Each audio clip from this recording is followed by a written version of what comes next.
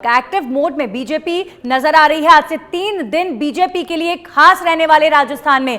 आज अमित शाह का दौरा है, वहीं रक्षा मंत्री राजस्थान में जोधपुर में आएंगे और कल नदबई में बीजेपी अध्यक्ष जेपी नड्डा की सभा और 30 जून को अमित शाह उदयपुर में कार्यकर्ताओं को संबोधित करेंगे। तो एक के बाद एक बैक टू बैक संबोधन केंद्रीय नेताओं का राजस्थान के अंदर कई मायने निकालता है। बीजेपी ने तीनों रैलियों के लिए अलग अलग नेताओं को जिम्मा सौंपा है। प्रदेश की करीब 50 से ज्यादा विधानसभा सीटों को साधने का प्रयास हो रहा है।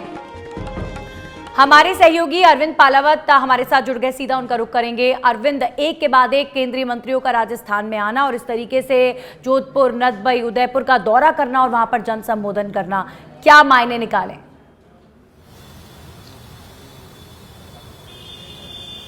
जी बिल्कुल, देखिए भारतीय जनता पार्टी इस साल विधानसभा चुनाव में जा रही है और ऐसे में अब जरूरी है कि राजस्थान के जनमानस तक तमाम उन केंद्र की योजनाओं को पहुंचाना जिनका किसी न किसी व्यक्ति ने हर तरीके से जो लाभ उठाया वो उन तक पहुंचाना। क्योंकि जिस तरह से राजस्थान में महंगाई राहत शिविर चल रहे हैं, मुख्यमंत्री अशोक गहलोत की ओर से लगातार ताबड़तोड़ दौरे किए जा रहे हैं और ऐसे में अब यह केंद्र सरकार की ये बताना कि जो राजस्थान में योजनाएं चल रही है उसमें केंद्र का कितना अंशदान है, कितना हिस्सा है, ये बताने के लिए प्रमुख रूप से तमाम जो रैलियां है वो आयोजित हो रही है। कल भी प्रधानमंत्री नरेंद्र मोदी ने जब भोपाल में विस्तारकों की सभा की, बूथ मैनेजमेंट को लेकर के उन्होंने सभा की, तो उनसे एक राजस्थान के ही एक युवा ने, उनसे अजमेर के रहने वाले, उन्होंने पूछा कि राजस्थान में महंगाई राहत शिविर चल रहा है, लोगों को लग रहा है कि राजस्थान सरकार की योजनाएं, ऐसे में हम उन्हें यह कैसे बताएं कि राजस्थान में केंद्र की सरकार की योजनाओं का जो पैसा है वो हो, यानी लोगों तक इस बात को कैसे पहुंचाया जाए। तो प्रधानमंत्री नरेंद्र मोदी ने बड़े ही विस्तार से उनको समझाया कि आखिर किस तरीके से एक आम जनमानस तक जब पहुंचेंगे तो उन्हें किस तरह से समझाया जा सकता है कि राजस्थान में केंद्र की योजनाओं का जो पैसा है वो हर एक योजना में है, चाहे वो उज्ज्वला गैस योजना की बात करें, चाहे जल जीवन मिशन की बात करें,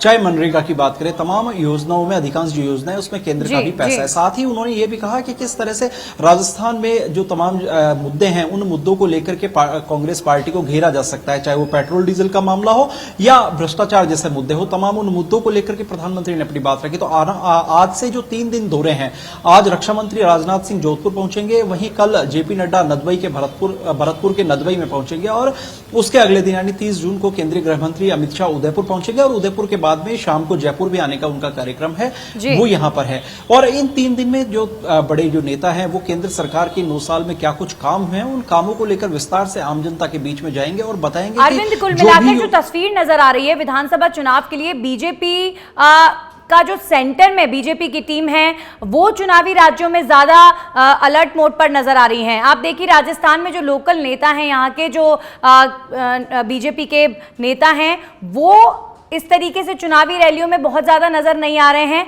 बल्कि सेंटर से चाहे मंत्री अमित शाह हो, चाहे राजनाथ सिंह हो या जेपी नड्डा का इस तरीके से आना, और जाहिर तौर पर आएंगे तो मोदी सरकार की उपलब्धियों को गिनवाएंगे। तो ये साफ जाहिर करता है कि मोदी सरकार की योजनाएं, मोदी सरकार की उपलब्धियां ही मुख्य एजेंडा होंगी बीजेपी का राजस्थान चुनाव में।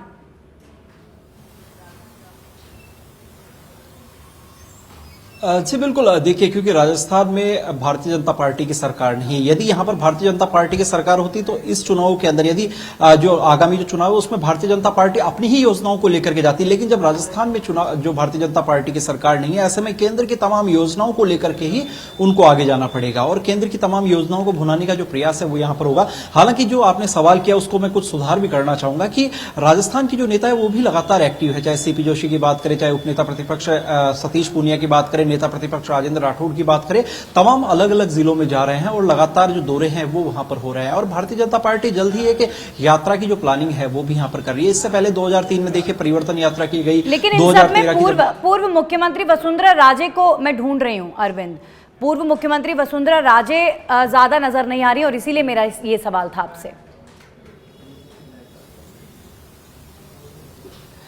जी बिल्कुल, देखिए पूर्व मुख्यमंत्री वसुंधरा राजे हैं, वो उनको आप नहीं बल्कि प्रदेश में उनका ये चर्चा है कि आखिर भारतीय जनता पार्टी से उनकी दूरी क्यों है। लेकिन आपको बता दूं कि पिछले करीब 10 दिन से वो मध्य प्रदेश में थी क्योंकि गुप्त नवरात्र चल रहे हैं और वसुंधरा राजे बड़े ही आध्यात्मिक है, तो ऐसे में वो राजस्थान से बाहर थी। हालांकि अब राजस्थान आने का उनका कार्यक्रम रहेगा क्योंकि जिस तरीके से 3 लगातार दौरे हैं उन दौरों के अंदर आने की उनकी रहेगी। साथ ही एक अगले महीने शायद संभवतः 2 जुलाई को एक कोटा में भी एक विशाल रैली जो है वो यहां पर आयोजित होगी। लेकिन उस रैली के भी कई मायने यहां पर निकाले जा सकते हैं। ये देखना होगा कि जी। उस रैली में भारतीय जनता पार्टी के जो प्रदेश अध्यक्ष हैं या तमाम जो बड़े नेता हैं वो उसमें शामिल होते हैं। हालांकि जो रैली होने वाली है वो केंद्र सरकार की 9 साल के उपलब्धियों पर को होगी। लेकर होगी। चलिए, बहुत बहुत शुक्रिया अरविंद आपका तमाम जानकारियों के लिए। तो आज